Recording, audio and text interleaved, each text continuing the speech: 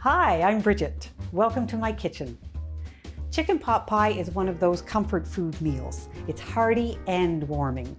The usual chicken pot pie is a bit of a production, but I have a version that's quick enough for a weeknight. That's what we're making today.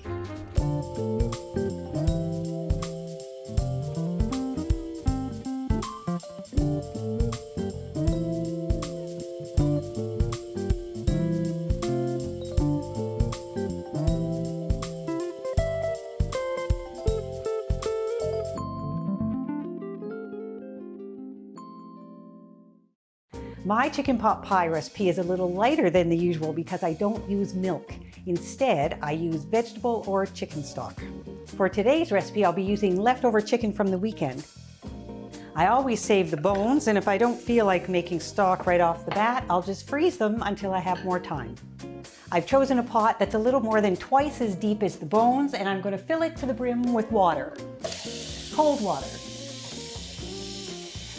I'm just going to bring it to the boil and then turn it down to a simmer and let it simmer for about an hour. Now at this point you could add a bay leaf or some vegetable shavings, but I'm going to keep it simple. And now on to the chicken pot pie, or deconstructed chicken pot pie as I like to call it, because I don't actually assemble it as a pie. And that's part of the speed and simplicity. We'll make the filling first and then bake the pastry on its own in a grate slab.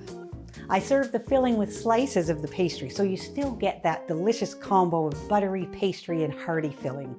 I like to put lots of vegetables in my chicken pot pie, just because they're extra nourishing and they do make it look pretty. I'm going to dice 1 carrot, or 2 smaller carrots today actually, and a red pepper. And near the end, we're going to add 2 cups of frozen peas. Sometimes I'll add a little diced squash or sweet potato to my chicken pot pie. It really can be very adaptable depending what vegetables you have in the fridge and what vegetables you feel like eating. I am dicing them quite small. That way they'll cook quickly. We'll start by sauteing half an onion in a little bit of butter or in oil if you prefer. And once the onion is soft, then we can add the carrots and the peppers.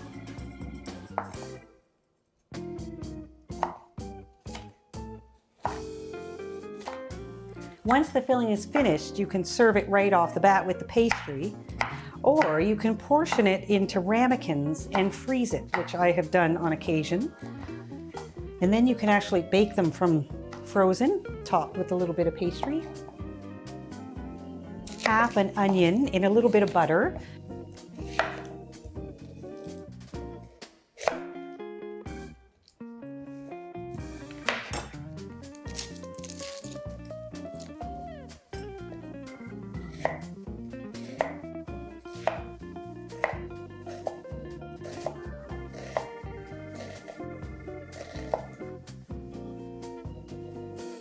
Now that we have everything chopped, we can head to the stove. I'm melting the butter over medium heat. It's about a tablespoon of butter.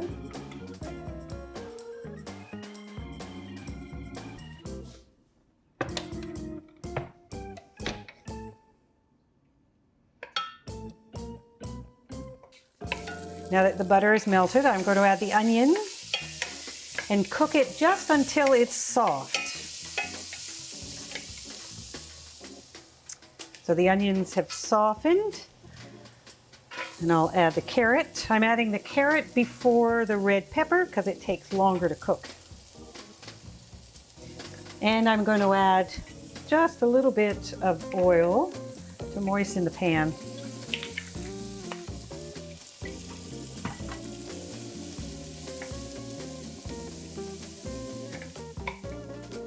Once the carrots feel half cooked, then we can add the red pepper. And they are starting to soften, so into the pot the red pepper goes.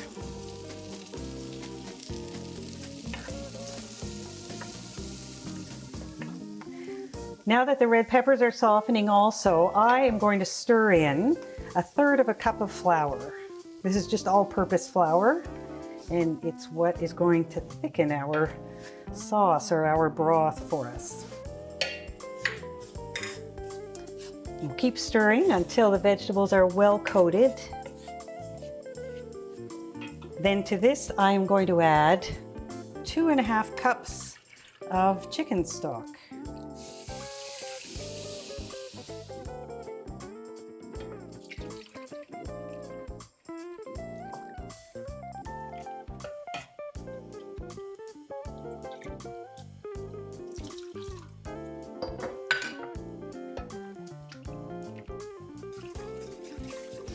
I'm just whisking it a bit because I want to make sure there aren't any lumps of flour stuck to the vegetables. Our mixture has thickened up nicely, so I am going to add the 2 cups of frozen peas. Now earlier on I said that you could add some diced sweet potato or squash, and if you did, then you would only need to add 1 cup of frozen peas. Got those mixed in, and now I'm adding the 2 cups of chopped chicken. Now this is actually a little more than 2 cups because that's what I had left. But the nice thing about this recipe is that it's really forgiving that way, and that if you have a little more or a little less chicken, it's still going to work just fine. And see how nice and thick this is and loaded with vegetables. But still heavy on the chicken too. Now we're just going to add the seasoning, 1/2 teaspoon of rubbed sage,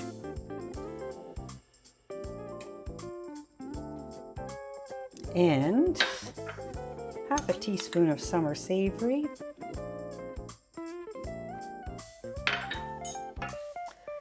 once they're mixed in, then I'll add some salt and pepper and adjust the seasoning and give it just a little squeeze of lemon to brighten the flavors, and then we'll set it aside while we make our pastry.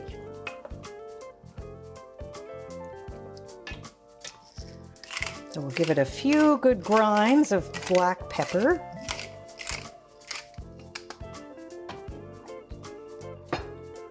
And I'm going to start with 1/2 teaspoon of salt.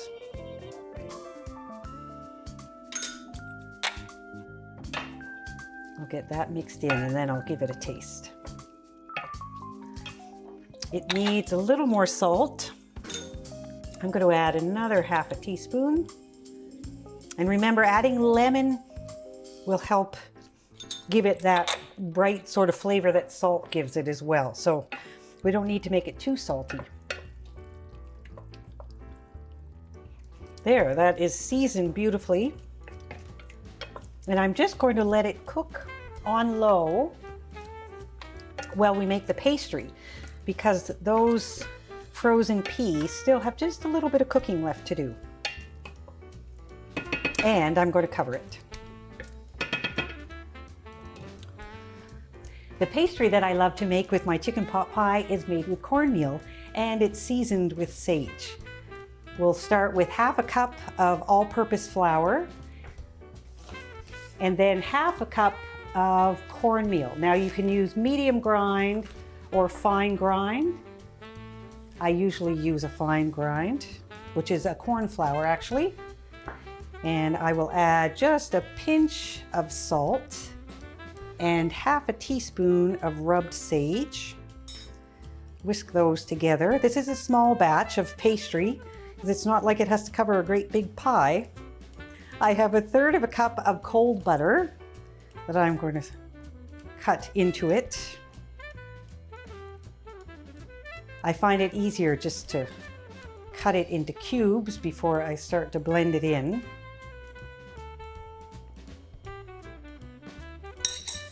Just toss that.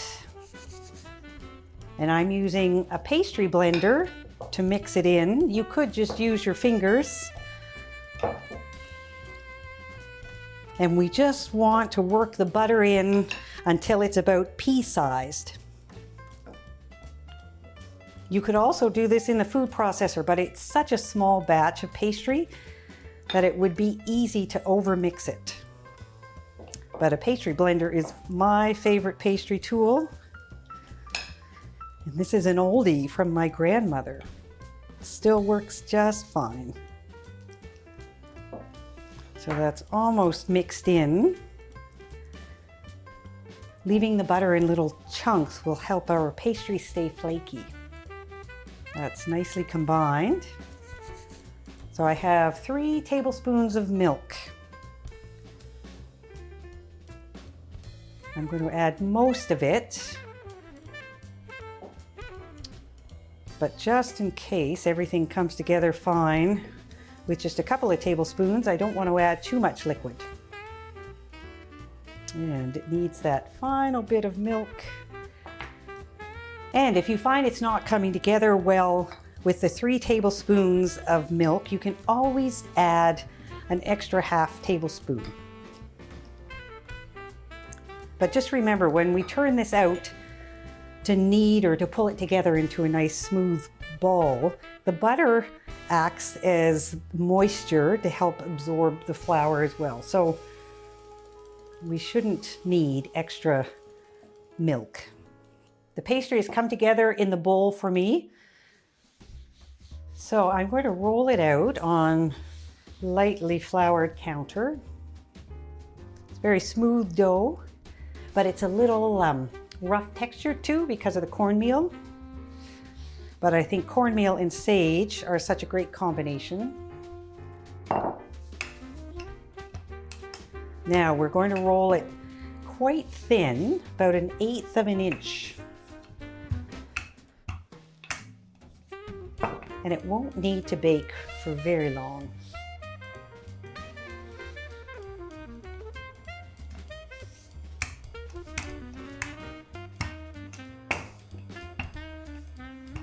Now you could roll this into a rectangle, so when you slice it, it has sort of some pretty perfectly even shapes. It just depends how fiddly you want to get. And it's almost thin enough. I'm just going to score mine into rectangles, but if you wanted, you could use cookie cutters and cut shapes, whether you want to cut just circles or squares or some kind of fun shape like leaves or something.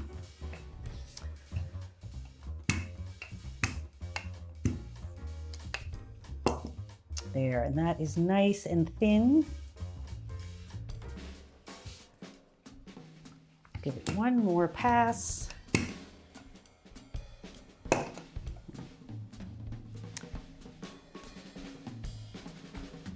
And I'm just going to put that on the cookie sheet. Lined it with parchment paper, just because this is very buttery pastry. I want to help ensure it doesn't get too brown on the bottom. So I'm just going to cut it before I bake it. And just into very simple rectangles. This is a very rustic chicken pot pie.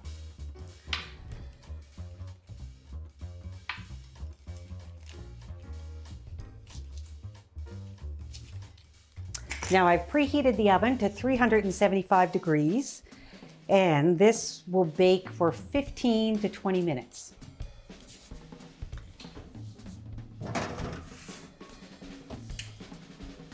So 15 minutes was definitely enough for our pastry. Smells delicious, it's very golden. So we'll just let that cool for a few minutes before we assemble our deconstructed chicken pot pie. Our stock has been simmering away while we cooked our chicken pot pie and pastry. So I am just going to strain it and let it cool. And once it's cooled, I'll just put it in a mason jar in the fridge. And if I don't have time to use it within, I don't know, 3 or 4 days, then I'll just put it in the freezer. So I'll have it on hand for the next time I'm making soup or chicken pot pie. Filled with wholesome ingredients and topped with a cornmeal sage pastry, This easy chicken pot pie is true comfort food on a chilly night. Enjoy.